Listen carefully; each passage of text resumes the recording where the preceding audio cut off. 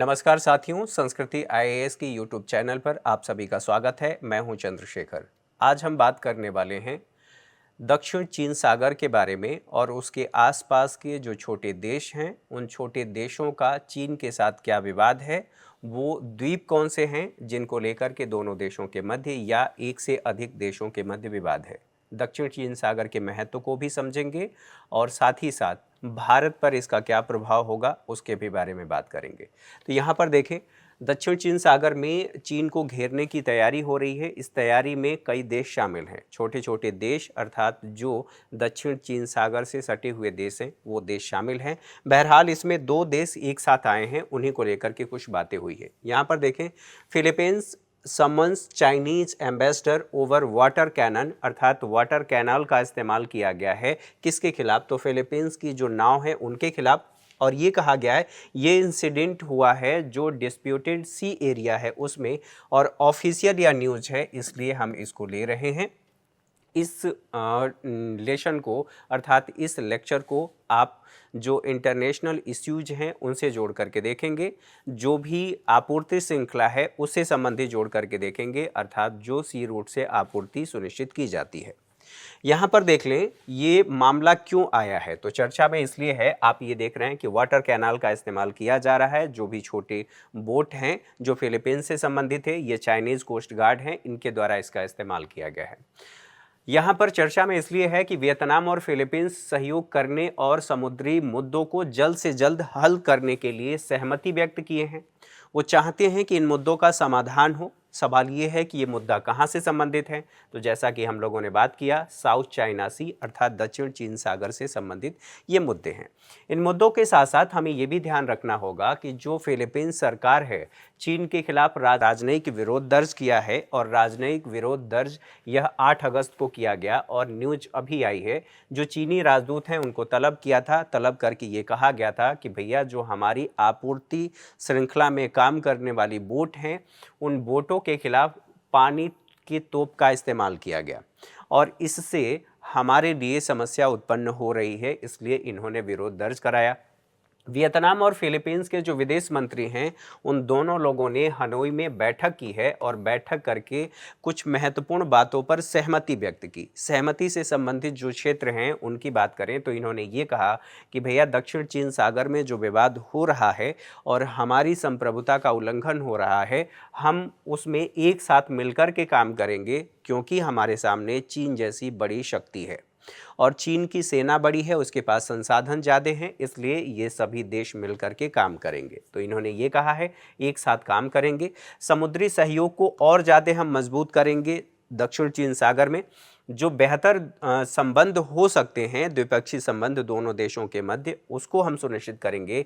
और समुद्री मुद्दे जो आपस में विवादित है, अर्थात यहाँ पर जो फिलीपींस है और वियतनाम है, दोनों के मध्य उन मुद्दों का हम समाधान करेंगे। और जब इन मुद्दों का हम समाधान कर लेंगे तब हम एक बड़े देश के खिलाफ अपनी तैयारी को और ज़्यादा पुख्ता कर सकते हैं, मजबूत कर सकते हैं, और मजबूती के साथ उसके सामने हम खड़ा हो सकते हैं। जब मैं इसकी बात कर रहा हूं तो मेरा मतलब यहाँ पर चीन से है। यहाँ पर देखें, कारण यह है कि चीन लगातार आक्रामकता दर्ज कर रहा है साउथ चाइना सी में।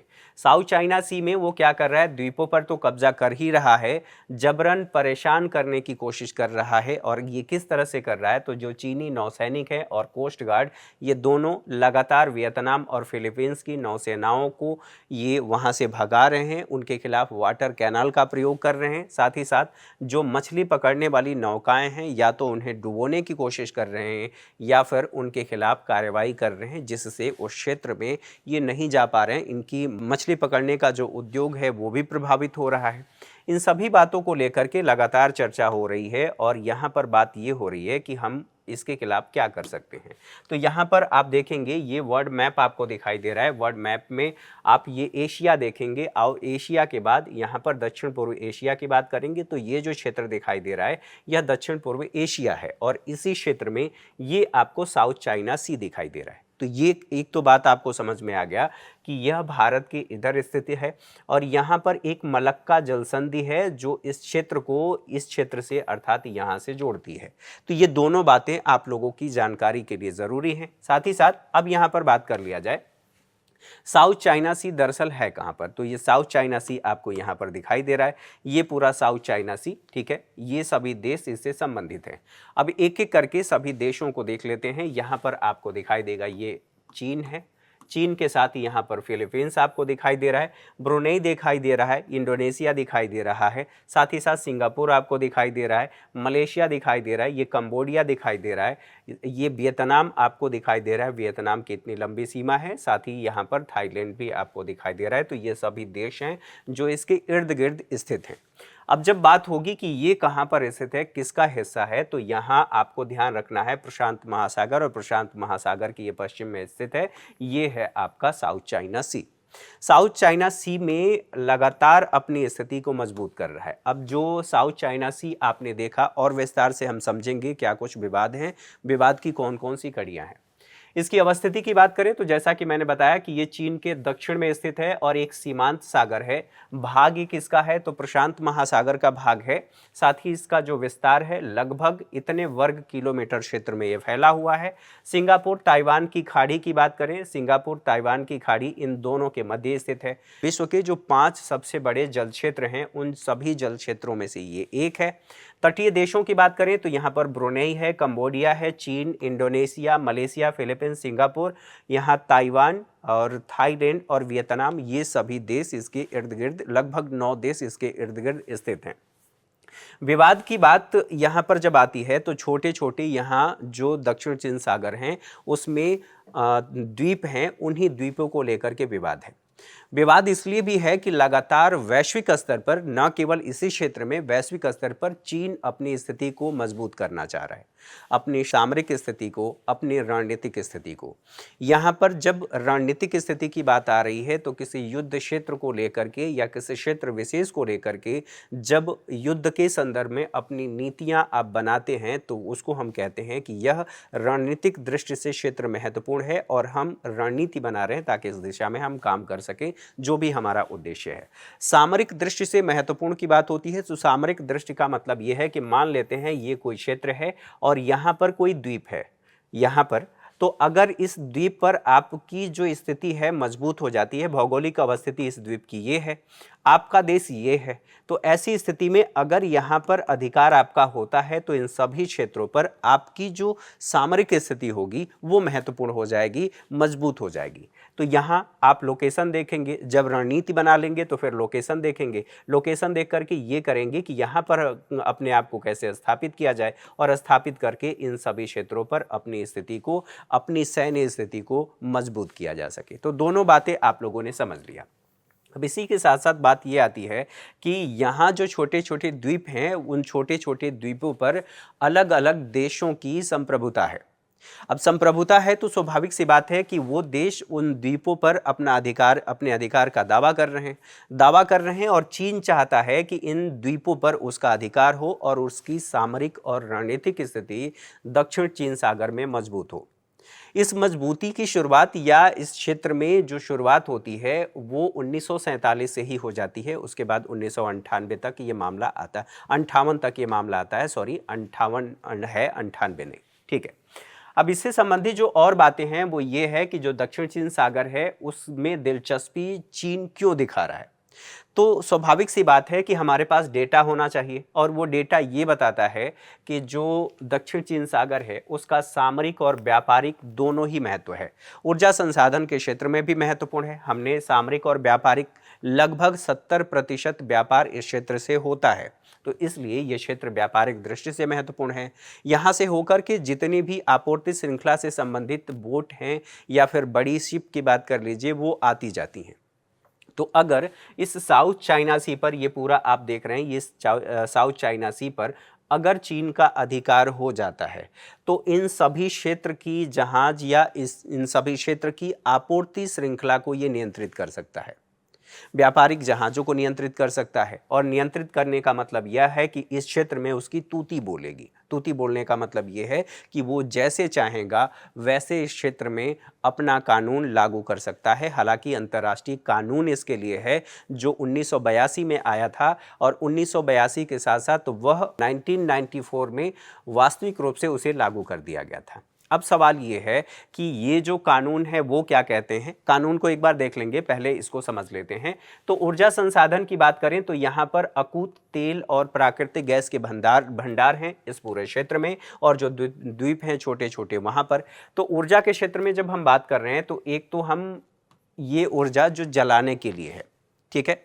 दूसरी जब हम बात कर रहे हैं तो यहाँ पर खाद्यान्न की बात करें तो ये जो क्षेत्र है, इस क्षेत्र में, पूरे इस क्षेत्र में मछलियाँ भी हैं। और आपको ये पता है कि अब जो चीन है वो विश्व की दूसरी सबसे बड़ी आबादी है, पहली सबसे बड़ी आबादी वाला देश भारत हो चुका है।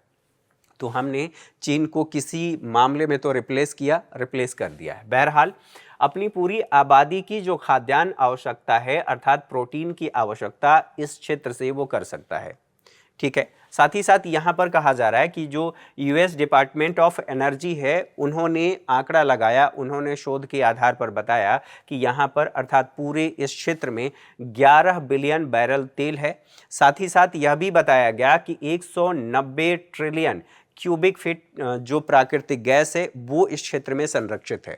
स्वाभाविक सी बात है कि विश्व की इतनी बड़ी अर्थव्यवस्था है चीन, और चीन के सामने विकास की चुनौतियां भी हैं, और जो दायरा अपना फैला रहा है, अलग अलग क्षेत्रों पर अपना कब्जा करने की कोशिश कर रहा है, अपनी धाक जमाने की कोशिश कर रहा है, तो उसके लिए जो ऊर्जा है वो बहुत ज़्यादा महत्वपूर्ण है। इसी बात को ध्यान में रखते हुए भारत सरकार ने भी अपनी सामरिक स्थिति मजबूत करने के लिए स्ट्रेटेजिक पेट्रोलियम भंडार भी सुनिश्चित किया है, और उसके लिए अलग अलग क्षेत्रों में भारत सरकार ने ये कोशिश की है ताकि हम अपने 90 डेज के बराबर जो हमारी आवश्यकता है उस ऊर्जा को हम सुनिश्चित कर पाएं, सुरक्षित कर पाएं, ताकि युद्ध की स्थिति में, किसी आपदा की स्थिति में हम उसका इस्तेमाल कर सकें।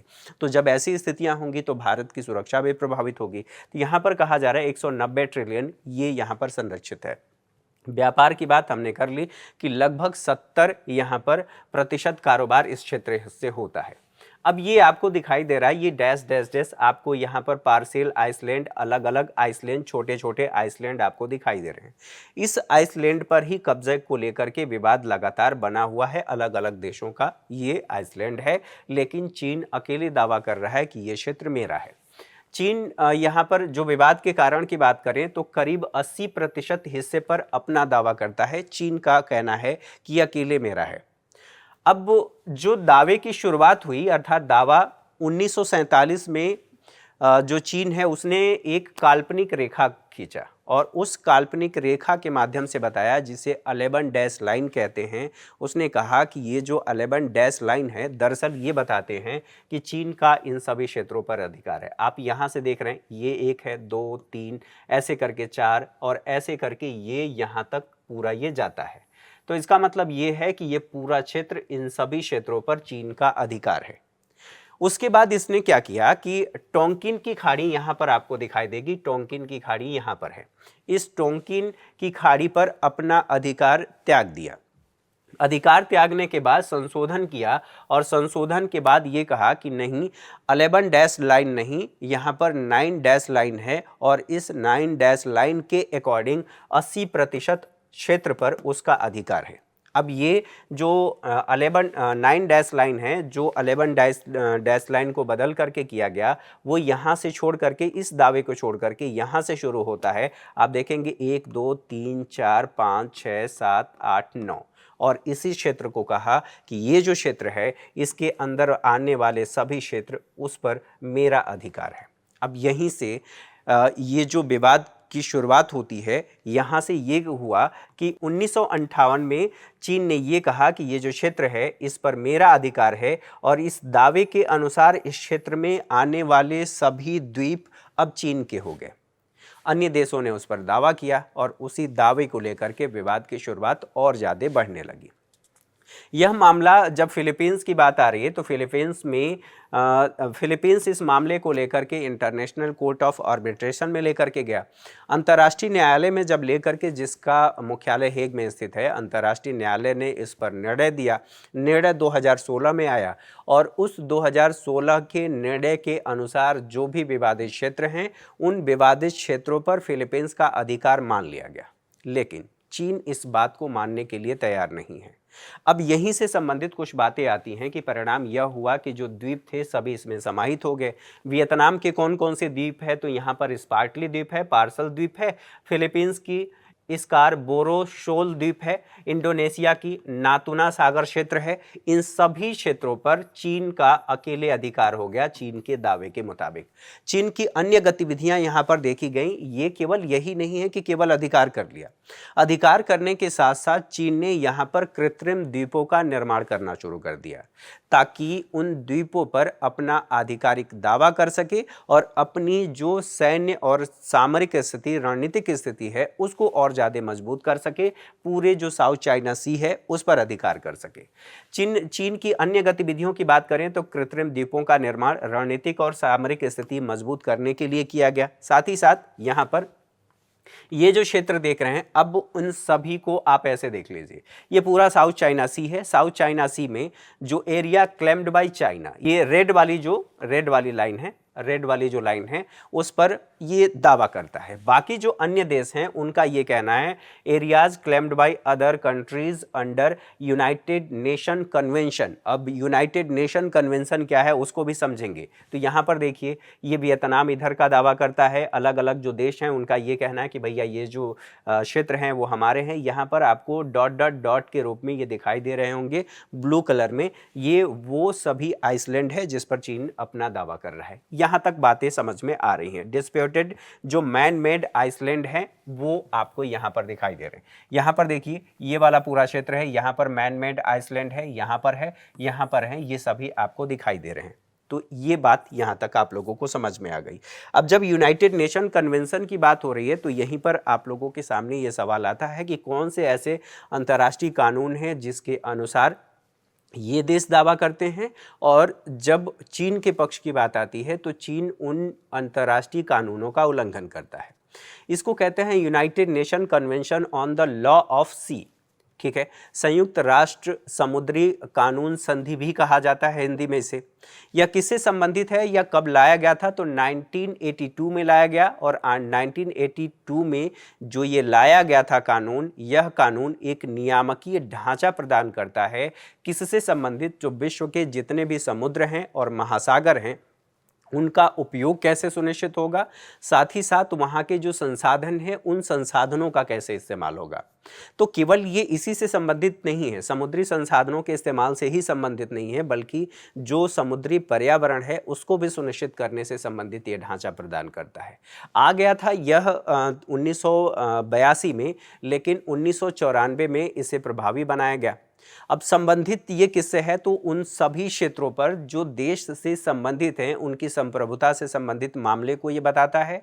और जो समुद्री जोन है उनके उपयोग को लेकर के अधिकारों का निर्धारण करता है। जैसे जब भी आप बात करते हैं तो ये बात होती है कि जो 200 नॉटिकल मील तक यहाँ पर क्या क्या किया जा सकता है, कौन कौन सी गतिविधियाँ वो कोई देश जिससे संबंधित है वो कर सकता है, ठीक है। साथ ही साथ जो समुद्री जोन है उसकी हम लोगों ने बात कर रही है, देश की नौसेनाओं का अधिकार किन क्षेत्रों तक होगा यही बताता है, यही कानून जो 1982 में आया था वो बताता है। इसी का अनुच्छेद 287 एक है, क्लॉज एक है, जो ये बताता है कि अगर देशों के मध्य विवाद की स्थिति उत्पन्न होती है तो उस स्थिति में कैसे समाधान किया जा सकता है। समाधान के कई वो चरण बताता है, कई उपाय बताता है, लेकिन उसी में एक अंतर्राष्ट्रीय न्यायालय का विषय आता है जो हेग में स्थित है, जिसके माध्यम से अगर देश चाहें तो उसका समाधान कर सकते हैं, उस विवाद का समाधान कर सकते हैं। तो ये बातें आप लोगों को यहाँ तक समझ में आ गई, क्योंकि यहाँ पर यूनाइटेड नेशन कन्वेंशन की बात हुई है। और ये कन्वेंशन, इसी कन्वेंशन के तहत अंतर्राष्ट्रीय न्यायालय में वर्ष 2016 में, जब उससे पहले मामला गया था, 2016 में निर्णय आया था और फिलीपींस के पक्ष में निर्णय आया था। लेकिन जो चीन है अपनी शक्ति का इस्तेमाल करते हुए इस यूनाइटेड नेशन के कानून, अंतर्राष्ट्रीय संधि का उल्लंघन किया और उसके दावे को, चूंकि फिलीपींस के पास उतना सेना नहीं है, तो वो उस दावे को लागू कराने, अर्थात उस निर्णय को लागू कराने को लेकर के बहुत कुछ नहीं कर पाया, क्योंकि उसे डर था कि अगर हम ऐसा कुछ करेंगे तो आर्थिक रूप से हम कमज़ोर हो जाएंगे, सैन्य रूप से हम कमज़ोर तो हैं ही, आर्थिक रूप से चीन के मुकाबले में कमज़ोर तो हैं ही। अब यहाँ पर देखिए, ये आप वो क्षेत्र देख रहे हैं, ठीक है, गल्फ ऑफ टोंक जो टोंकिन की बात हुई वो दिखाई दे रहा है। साथ ही साथ अब यहाँ पर देखिए चाइना के बारे में बताया जा रहा है कि चाइना वो कौन कौन से क्षेत्र हैं जिस पर अपना आधिकारिक दावा करता है। तो यहाँ जो ब्लू कलर से बताया गया है ये आप देख रहे हैं, ये पूरा क्षेत्र है जो ब्लू कलर से बताया गया है, इस पूरे क्षेत्र पर दावा करता है। साथ ही साथ अब बात होगी कि यहाँ पर ताइवान क्या कहता है। तो ताइवान तो उसको लेकर के वन चाइना पॉलिसी के तहत वो कहता ही है कि ताइवान पूरा मेरा ही है, ये अलग देश नहीं है, और विश्व के कई देश ताइवान को मान्यता भी नहीं देते। यहीं पर बात होगी फिलीपींस की। तो जितने ये बैगनी कलर से आपको दिखाई दे रहे हैं ये वाला क्षेत्र आपको पूरा दिखाई दे रहा है, ये वाला क्षेत्र, इस पर अकेले फिलीपींस दावा करता है। इसके साथ साथ वियतनाम की बात की जाए तो वियतनाम इस क्षेत्र को लेकर के दावा करता है कि ये पूरा क्षेत्र मेरा है। ये देखिए ये पूरा क्षेत्र, इसको लेकर के वियतनाम दावा करता है। अब यहीं पर आप लोगों को पता चल रहा होगा कि ये जो क्षेत्र है इस क्षेत्र को लेकर के फिलीपींस कर रहा है, दोनों का कॉन्फ्लिक्ट यहाँ पर आ रहा है। यहाँ इन सभी क्षेत्रों में इन दोनों के मध्य भी कॉन्फ्लिक्ट है, और इस कॉन्फ्लिक्ट के साथ साथ चीन भी इसमें इंटर कर गया है। अब बात आती है यहाँ पर मलेशिया की। मलेशिया यहाँ पर कहता है कि ये जो क्षेत्र है, मलेशिया, ब्रुनेई, अन्य देश, यहाँ पर ये हमारा क्षेत्र है। साथ ही साथ यहाँ पर ब्रुनेई की बात होती है तो ब्रुनेई यहाँ पर ग्रीन कलर से आप देख रहे होंगे कि ये ग्रीन कलर से दिखाया गया है। ब्रुनेई कहता है कि ये क्षेत्र मेरा है। स्वाभाविक सी बात है, यहाँ पर केवल मसला चीन का नहीं है, इन देशों के मध्य भी आपस में विवाद है। अगर ये देश आपस में इन विवादों का समाधान कर लें तो विवादों के बाद ये जो स्थिति है अर्थात इसके खिलाफ एकजुट हो जाएं तो हो सकता है कि इस समस्या का समाधान हो जाए। यह संभव है, ऐसा कहा जा रहा है। लेकिन इस स्थिति को देखते हुए, और ताइवान की स्थिति देखिए, ताइवान इस क्षेत्र पर, पूरे क्षेत्र पर अपना दावा करता है। अब यहीं से और ज़्यादा ये विवाद बढ़ता हुआ दिखाई देता है। अब बात ये आती है कि इस मसले को तो हमने समझ लिया कि पूरा विवाद क्या है। विवाद के साथ साथ अब बात यहीं पर आएगी कि ये जो पूरा क्षेत्र है, इस क्षेत्र को लेकर के विवाद है। साउथ चाइना सी आप देख ही चुके हैं। आप देख रहे हैं कि ये जो मैन मेड यहाँ पर आइसलैंड है, ये देखिए पहले स्थिति ये दिखाई दे रही थी, उसके बाद ये आपको 2020 की स्थिति दिखाई दे रही है। ये कुछ स्थिति इस प्रकार है। अब इसी को एक बार हम लोग मैप पर भी देख लेते हैं। आप यहाँ पर देखेंगे ये पूरा आप लोगों को मैप दिखाई देगा, पूरा विश्व आपको दिखाई दे रहा है। चलिए ये पूरा ग्लोब है। अब ग्लोब के साथ सबसे पहले शुरुआत करते हैं अपने प्यारे देश भारत की, और भारत के बाद आगे बढ़ेंगे। ये भारत आपको दिखाई दे रहा है। भारत के जब आप इधर बढ़ेंगे, ये इंडियन ओशन के बाद यहाँ पर जब आप पढ़ेंगे तो इस रास्ते से होते हुए यहाँ पर मलक्का जल संधि से होते हुए आप यहाँ पर आएंगे तो ये जो क्षेत्र है, इसी क्षेत्र को हम कह रहे हैं, ये पूरा क्षेत्र ये साउथ चाइना सी है। और इसी क्षेत्र को लेकर के यहाँ पर फिलीपींस आपको दिखाई दे रहा है, अलग अलग देश आपको दिखाई दे रहे हैं। ये विवाद की स्थिति आप लोगों को समझ में आ रही है। अब एक बात सोचिए, यहाँ पर बात ये भी होगी कि भारत का पक्ष क्या कहता है, भारत के लिए क्यों नुकसानदेह हो सकता है। तो इस क्षेत्र से आप देखेंगे इधर ताइवान है, इधर पूरा ये जो क्षेत्र है इसको हम कह रहे हैं यह प्रशांत महासागर है। ठीक है, संक्षेप में प्रशांत महासागर। अब यहाँ से कनेक्टिविटी जब इसके आप इधर जाएंगे इस क्षेत्र में तो आपको दिखाई देगा, यहाँ पर देख ले, ये प्रशांत महासागर आपको दिखाई दे रहा है। इस पूरे हिस्से से जो यूएस से भी कनेक्ट होता है, यहाँ पर ये देखिए, ये मैक्सिको, आपको ये यूएसए का तट दिखाई दे रहा है। यहाँ से अगर हमें व्यापार करना हो और यहाँ से अगर कोई बोट आती है, इसके साथ साथ आप यहाँ पर बात कर रहे हैं ये ऑस्ट्रेलिया है। ऑस्ट्रेलिया के साथ साथ यहाँ आपको और देशों को देखना है। यहाँ पर देखें, थोड़े समय के लिए ये मान लें कि यहाँ से अगर ये पूरा क्षेत्र है, इस क्षेत्र से अर्थात रूस से हमारे अच्छे संबंध हैं, रूस से हमें व्यापार करना हो तो इसी मार्ग से होते हुए आप ये जो मलक्का जलसंधि है यहाँ से होते हुए चेन्नई या इस पोर्ट पर आ सकते हैं। स्वाभाविक सी बात है कि अगर ये ब्लॉक हो गया या चीन पर इसका साउथ चाइना सी पर चीन का एकाधिकार हो गया तो केवल इससे यही देश प्रभावित नहीं होंगे बल्कि भारत का जो इंटरेस्ट है, भारत का जो व्यापार है वो भी प्रभावित होगा। तो इसके माध्यम से आपने समझ लिया, इन बातों को देख लिया। अब आ जाते हैं यहाँ पर इसी से संबंधित कुछ और बातें। फिलीपींस और वियतनाम की चिंता ये है कि जो कृत्रिम द्वीप बना रहा है अंतर्राष्ट्रीय मान्यता प्राप्त नहीं है, और मान्यता प्राप्त नहीं होने की वजह से ये कहा जाता है कि दावा हेतु अगर तटरक्षक बल या समुद्री सैन्य बेड़े का इस्तेमाल किया जाता है तो इस इस्तेमाल को आप कैसे रोकेंगे। साथ ही ये जो देश हैं फिलीपींस और वियतनाम, ये छोटे देश हैं और इन देशों के पास इतनी शक्ति नहीं है कि अकेले कोई एक देश मिल करके या कोई एक देश चीन की उतनी बड़ी सेना, उसकी अर्थव्यवस्था का इस्तेमाल कर सकता है। शक्ति का इस्तेमाल यहाँ पर चुनौतीपूर्ण है, किसके, तो चीन के।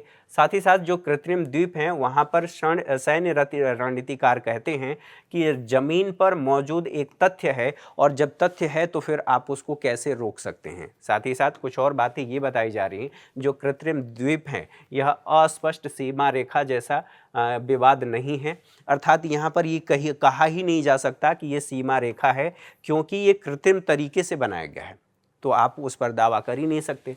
दूसरी बात, जो मौजूदा द्वीप हैं तब उनका इस्तेमाल संभव हो सकता है, अर्थात आपने कृत्रिम द्वीप बना दिया, द्वीप बना करके उसका इस्तेमाल आपने करना शुरू कर दिया। यहाँ पर अमेरिकी सैनिकों की बात करें तो इसी बात को लेकर के, अब इस बात को लेकर के लगातार चर्चा शुरू हो गई है कि फिलीपींस के जो वो क्षेत्र हैं जहाँ पर अमेरिका की सेना वहाँ पर रहती हैं या उनका एक्सेस है, अब उनकी वापसी हो सकती है, उन सभी ठिकानों पर वापसी हो सकती है, और अगर वापसी होती है तो फिर ये विवाद और ज़्यादा बढ़ सकता है। और विवाद होने का मतलब यह है कि इस पूरे रीजन में अस्थिरता पैदा हो सकती है, और जो बाकी द्वीपीय देश हैं वो देश इस बात को लेकर के लगातार एकजुट हो रहे हैं, चीन के खिलाफ एकजुट हो रहे हैं। तो अगर यहाँ पर विवाद की स्थिति उत्पन्न होती है तो केवल भारत के लिए नहीं, इस पूरे दक्षिण पूर्व एशिया के लिए स्थिति खराब हो सकती है। और जैसा कि चीन ऐसा करने की कोशिश कर रहा है, इन छोटे देशों पर अपनी धाक जमाने की कोशिश कर रहा है, यहाँ से विवाद और बढ़ने की संभावना है। तो आज के सेशन में मेरे साथ इतना ही। उम्मीद है लगभग सभी बातें आप लोगों को क्लियर हुई होंगी, आप लोगों ने मैप के माध्यम से समझा होगा और उन क्षेत्रों को देखा होगा।